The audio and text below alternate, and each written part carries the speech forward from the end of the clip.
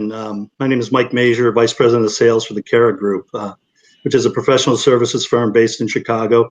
It provides learning, change management, and communication solutions for the Fortune 500 and upper mid-market clients. What we really do is try to help our clients enable their workforce of the future, which is a big part of what Jim is here to talk to us about today as well. So I'm honored to be here on stage with you guys today, speaking on behalf of L&D Cares. I've been a part of this movement from the very beginning, and it's been really exciting to watch it grow, and just thrilled to be a part of this Career Growth Summit as well. And it's a phenomenon, just bringing our community closer together, looking out for each other, whether you're looking for a new opportunity or looking to give back. It's just been really great to get to know all of you. And thank you to Liz and Brandon and the whole PIT crew for everything you've done to put this together. So it's my pleasure to introduce you guys to my good friend Jim McCoy, Senior Vice President from Manpower Group. Jim and I were colleagues at Manpower Group for a number of years. And for those of you who don't know, Manpower Group puts over 5 million people a year to work in a number of industries across the globe. So they know a little bit about the current climate and the need for upskilling. Jim leads business development for Manpower Group Talent Solutions, which includes recruitment outsourcing, managed service programs for contingent labor, and right management, career, and talent management services. So when I went to Jim's LinkedIn page, I saw a quote that really stuck with me. He says, "Everyone has an HR story. Whether you were the employer, the candidate, or the HR professional, you've been there." And he said he was fortunate to be able to ensure that more and more of these HR stories have happy endings, which again fits in so well with why we're all here at the Career Growth Summit today. So without further ado, it's my very much pleasure to introduce you to my friend, Jim McCoy. Mike, thank you so much, and thanks for the opportunity to be with you all. As I got to know Mike over the years, it was in a talent acquisition setting, but I am a devotee and a big fan of what my learning and development colleagues have been doing over the years, and I myself am the product of a very intensive management development program from the Chase Manhattan Bank many years ago. I won't tell you exactly how many, but I do have a milestone birthday coming up, so you could maybe calculate yourselves. But you know, being in the recruiting space in the last 12 years, you can imagine has been a really bumpy place to be, and learning and development is very much the same.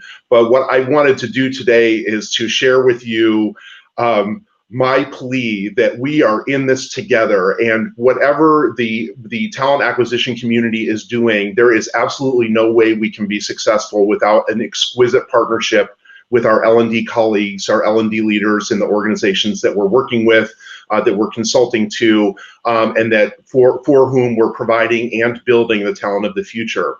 So that was really the theme of my talk today, was L&D is our future, because I believe that passionately. And so what I want to do today are a few things. One, share with you my headshot, my most recent headshot, but more importantly, talk about some of the dynamics that we're seeing in the workforce environment this year, some of the emerging priorities that are driving learning needs, and then a shared call to action between talent acquisition and learning and development around what it is that we're going to be able to do to enable our organizations, the organizations we support, to be successful in this kind of new world that we're living in during pandemic and then very soon to be hopefully post-pandemic. The first thing I wanted to share with you is something that's not a surprise to you at all, which is that we have a lot of things that are happening as a result of the pandemic that are really driving how organizations are thinking about hiring and how candidates are frankly thinking about joining organizations. And this is going to tie neatly into a learning and development discussion in just a moment. But first is totally new thinking around health and safety and what that means for organizations. A childcare gap that's emerged, so the uncertainty around, will my kids be in school, will they not be in school, financial needs, and a new, unprecedented levels of unemployment within the country and around the world. And then lastly, the impact that the pandemic is having on diversity is really changing the way we're thinking about how we hire into the future and how we redesign our jobs to meet the needs of candidates. And then the employer response has both permanent and temporary components. Temporary components, things like travel bans and hiring freezes, but permanent components like business closures, but a really interesting one that's going to really fall on the shoulders of the learning and development community around remote work and how we handle it. What's really interesting, though, is amidst all of the changes, about the end of the third quarter last year in September, what you'll see is that the number of new jobs opening in the economy started to outpace new jobless claims. And so what we're now in a position is that something that Manpower Group has talked about for a long time, which is a talent mismatch. So we currently, in the United States, have as many jobs open as there are people looking for work. And so what that tells you is that somewhere there's a disconnect between the talent and the skill sets that employers need and the number of people able to actually fit into those skill sets. So we know companies are facing very rapid transformation. So just a few statistics. One of them I think is really interesting, which is that of the new jobs posted today, 55% of them are just 20 skill sets or 20 job titles. And I'm going to share those with you in just a moment. We've seen a 115% increase in ops and logistics demand since pre-COVID-19.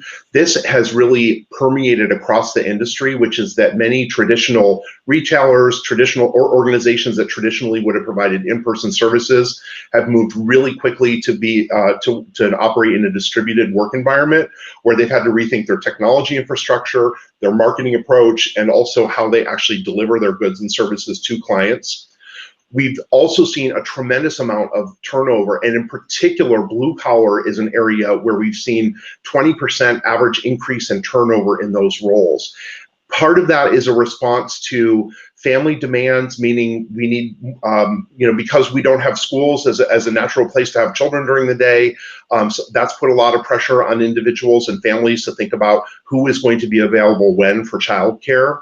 And then the other thing that we've had is, lastly, which is in the upper left-hand box, is that we've seen a ton of demand for analyst roles. And it's simply due to the fact, we believe, that companies just don't know what to plan for, and they're trying to get their arms around mountains of data, all of the trends that they're seeing, and figure out how they're going to redesign their business into 2021, 2022, to be able to, one, address the dilemmas of the pandemic, but then two, reimagine and set their business up for success going forward. Now, I mentioned to you that the top 20 in-demand jobs represent, well, 51.3% as of December. As I mentioned in January, it's about 55%. Interestingly, of jobs that are open, about 8% of them nationally are for heavy and tractor trailer truck drivers. This is literally a job that we have simply not been able to address for the last decade, the total amount of demand, and that demand has simply exacerbated since the onset of the pandemic. Now, you can see through this, hopefully on your screen it's large enough to see, but this is really a broad cross-section of skill sets that organizations are looking for. Nurses and critical care nurses, nursing assistants, you'll see those on the list. You'll also see a lot of software jobs. So as companies have moved to e-commerce and remote delivery, we've seen a huge uptick in software developers, to the point where, despite the wobbles in the economy over the past year, we've almost seen no change in employment for individuals in the IT sector overall. Certainly there's been impact on some jobs, but for the most part, the IT sector has continued a robust and rosy hiring forecast. Where we're seeing in our business is that if you're in the healthcare space, while you may see that elective surgeries are down, there's an acute demand for nurses, nursing support, and people that facilitate integration of patients into hospitals. So, for instance, many of the hospital systems we work with will tell you that the hardest job to fill is that person who receives the patient and does their enrollment. The second area where we're seeing a ton of growth is anything in e-commerce, no surprise. The third area is anyone who is in the business of helping individuals to be able to work remotely. So companies that provide single sign-on software, companies that provide software to enable employees to access your proprietary applications for your organization. Those companies are doing well. Companies that are in the business of home improvement. So we've seen a huge shift from travel and leisure to home improvement as a place where consumers are spending money. And so as a result, companies that produce windows, produce plumbing supplies, produce install pools, they are hiring like they've never hired before. Pharma, testing, huge area. And then lastly, anyone in the financial services space specifically focused on home refinance. Those tend to be the areas where we're seeing the largest amount of demand. And this is demand that, because those industries have been relatively stable over the past decade, what those companies are really doing is looking to reduce the total number of fixed requirements and train people on the job to be able to deliver, because most of these organizations hiring in these areas know that they're simply not going to be able to hire a job-ready candidate immediately, and we're seeing much more willingness to invest in building out that talent to meet the demand within the organization. Hey, Jim, if I could jump in for just a moment. Everyone, just a quick tip. There's 4 little dots in the upper right-hand corner of the slide. That'll get you out of the default view, and you'll be able to see the slide enlarged on your whole screen. Great, thank you, Mike. And I apologize because all I see is the screen right now. So if you're asking me a question, Mike will jump in and let me know. But please feel free to ask any questions that you might have. I wanted to talk about 3 emerging needs that are driving learning priorities, and these have really morphed and changed really quickly over the last few months. First one is new skill sets that we're seeing. Second is remote work, and then the third is diversity, equity, and inclusion.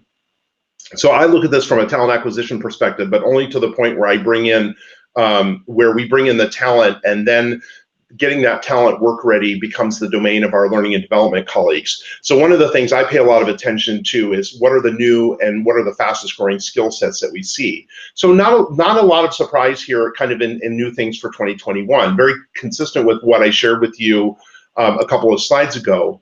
But in future, what we believe that we'll be seeing, this is confirmed by the US Bureau of Labor Statistics, and we're already seeing the beginnings of this, is more the need for more individuals working in alternative energy, increasing and continued needs in healthcare across the board, home health and personal care, physician's assistants, nurse practitioners, so basically people who can play the role of the general practitioner as that role changes.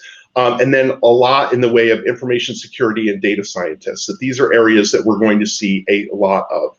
When you think about what is happening, ultimately in the healthcare space, what you'll have is a lot of new grads who will need that learning and development benefit of being able to absorb or be absorbed into new employers, because many of them will have had the technical skill training, but they won't necessarily have had the training that goes around being an effective employee of an organization. And then similar with wind turbine, solar photovoltaic, and other kind of emerging energy needs, what we're seeing is that while a technical skill in the past may have been good enough for these types of roles, increasingly these are people that we're sending into homes. They're dealing with clients and customers, and so you want them to be able to be trained beyond their technical training, but really into a way that they can be the face and the brand presence for the organizations that they work for. Similar with in the digital space and information security and data scientists, this is really helping individuals with a technical skill come up to speed on an organization's needs very, very quickly. The second thing that we're seeing as a trend is remote work. So one of the things that we have seen, particularly in IT skill sets, is a rapid migration out of physical offices and into remote work. And so what we're seeing is a fairly sizable one, migration, and then 2, a shift in where it is that we would actually look for these individuals.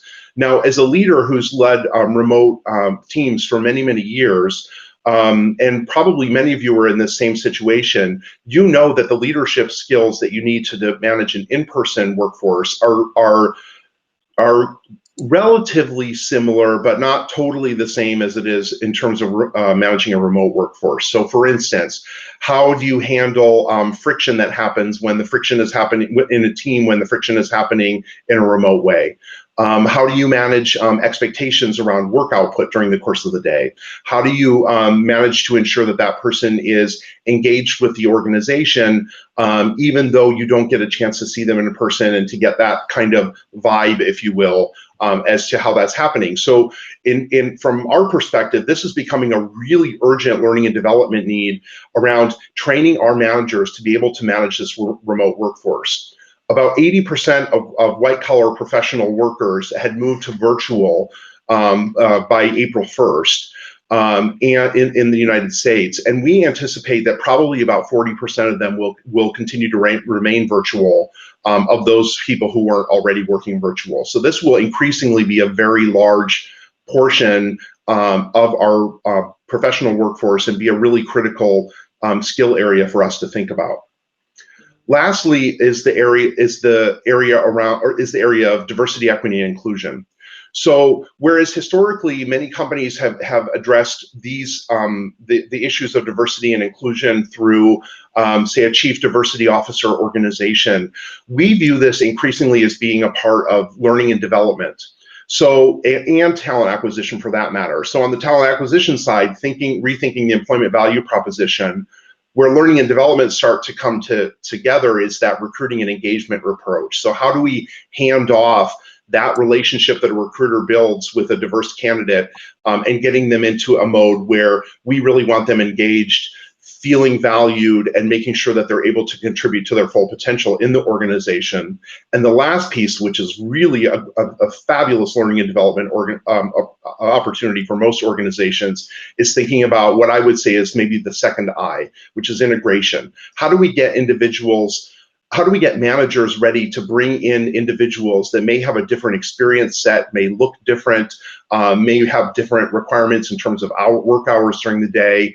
How do we get them involved in teams, active in teams, collaborative as a part of a team, and engaged in the overall delivery of the work? So increasingly, we're seeing this as a fabulous opportunity for learning and development to take a role in leading how organizations think about preparing their managers for a workforce that might look a little different from what they're used to. I left the hashtag off there, not done. Part of the reason is that if you take a look at the emergence of the Me Too movement, what we're seeing now is a lot of focus on not done, which is that many companies have made good strides, but now a lot of companies are stepping back and saying, did I actually get the return on investment that I was hoping for with these DE&I investments that I've made? And how do I make sure that I'm getting the most value? And if you haven't seen it, there is a fabulous documentary called Not Done that really explains kind of what's next in this emerging world. And so this is, simply just Jim as a documentary critic, but it's a wonderful look at the emergence of social movements within the United States, and particularly kind of what we should be looking for in the future to make sure that we're living this vision of diversity, equity, and inclusion. So I'm going to share with you my quick call to action as HR professionals together, talent acquisition, learning and development, all of our HR generalists, how it is that we should be thinking about our role in our organizations. So the first, and this is a study that you can download at manpowergroup.com, which is a survey of 26,000 employers around the world and what they're looking at in terms of the new world order. So the ironic thing is that as companies digitize, the conventional wisdom would be that they would need less employees, but what we're actually finding is that companies that are digitizing are actually creating the most jobs. The reason is they're creating a huge amount of return on capital. That capital is being reinvested in growth, and that growth is requiring new skill sets and expansion of territories. And so this digitization as a concept is really actually creating more employment opportunity rather than less. And it's the fastest in the financial, insurance, and real estate sector, where most of the organizations we've talked to, that in spite of the pandemic, they did not place these initiatives on hold. They actually accelerated their digitization initiatives. The other thing is, when we talk to leaders within these companies, top three in terms of activities on their mind are: one, their employee health and well-being. So I want to look out for the people that I've got. but 2, I need them to work in new work models. Again, learning and development to the rescue. And then lastly, even more importantly, is I need to upskill people. So my people who used to be focused on client servicing, I need them to be able to sell. The people that I have in technical areas, I need them to be to participate in Scrum teams in a different way and be part of the creative process, as an example. And all of that is going to require more upskilling, more learning and development. And where we're seeing this turn into action are things like Microsoft's commitment to investing hundreds of millions of dollars in helping not-for-profits train the workforce of the future and provide that training to people who might not have had otherwise access to that kind of training. So we're seeing this, that companies are putting their money where their mouths are when it comes to upskilling and reskilling. And I think that's so exciting and is such a fabulous opportunity for this community, all of us. And then lastly is the right soft skills. This is another key finding that we have in this work, which is that companies are recognizing that the way we work together is changing really quickly. Increasingly, organizations are global,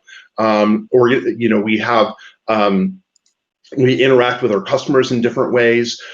We need to figure out how we deliver training to people in different ways. So for instance, there's been a lot of discussion in the industry around bite-sized learning components, use of social media to support learning. But fundamentally, what it comes down to, in our opinion, is that if you put good soft skills together and you continue on the technical skills, ultimately you're able to release a lot of human power when it comes to addressing corporate initiatives and helping corporate growth. So I know I'm running out of time. Here's my commitment to you as a talent acquisition leader and what I'm hoping that we'll be able to do together, which is, one is reshape our organization's thinking on learning and development and us really focusing on the return on investment that we drive. Because for many years, companies, I think, stepped back from really being concerned about their return on investment. But I can tell you this, there was $5 billion in new venture capital and private equity money into our space last year alone. And that was in the middle of a pandemic. So the reality is that investors recognize there's a huge return on investment in building the tools that we need to make ourselves successful. And we need to continue to advocate that throughout the organizations that we support. Reskilling ourselves in our programs, this is constantly pushing the envelope. Is this how our emerging talent is learning? Is this how the talent that we'll need next year and in 5 years is going to learn? Rethinking the needs of a remote workforce. This is really incredible. Having been involved in a lot of what would be in-person kickoffs over the last 5-6 weeks since the beginning of the year, really seeing, and forums like this, really seeing how effective it can be to deliver learning in a remote way, but not lose some of the aspects that you get, like individual discussion and sidebars and those sorts of things. We've been able to replicate it with a lot of really cool technology.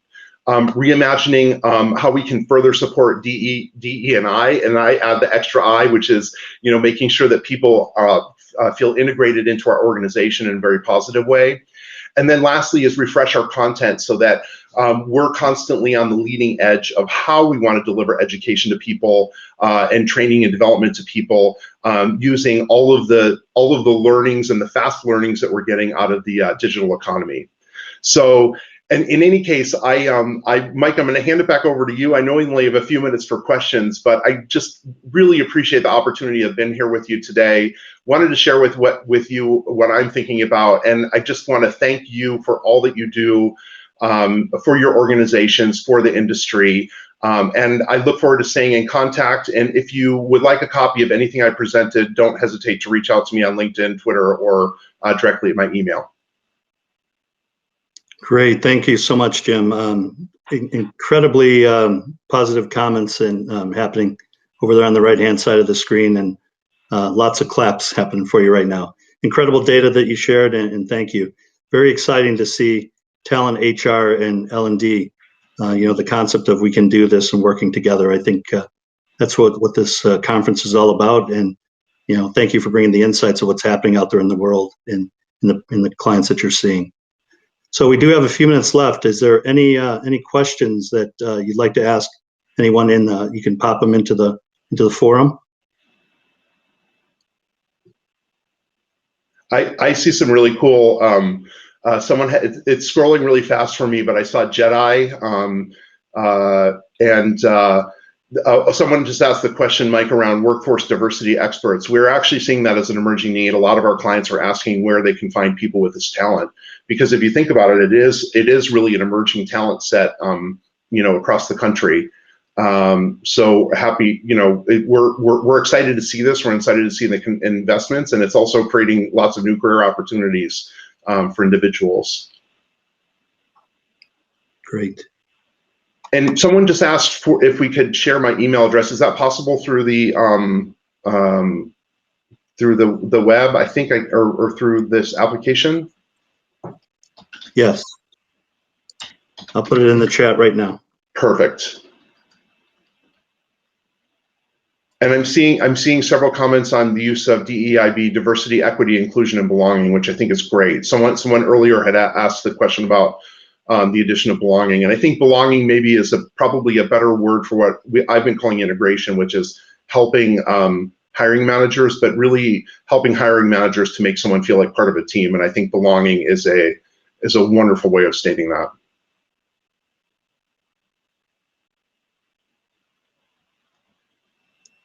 Okay, any other questions? Scrolling through, there were a whole lot. A lot of kudos, Jim, so thank you. Everyone loved the data. Oh, great. Well, thanks so much, everyone. I appreciate the opportunity. And Mike, thanks to you and the Carr Group for asking me to join and be a part of this. And like I said, I'm a lifelong learner and a product of a fabulous management development program myself. And I'm saying the program was fabulous. I'm not saying I was fabulous necessarily in the program, but certainly someone who really appreciates the efforts of my learning and development colleagues. And I hope you all feel appreciated too, because what you do is so incredibly valuable to the organizations you serve. Great. Well, thank you very much, Jim. Really appreciate you being here on behalf of all of us at L&D Cares. And everyone, thank you for attending, and look forward to hearing your feedback. So, Jim, thank you very much. Great. Thanks, everybody.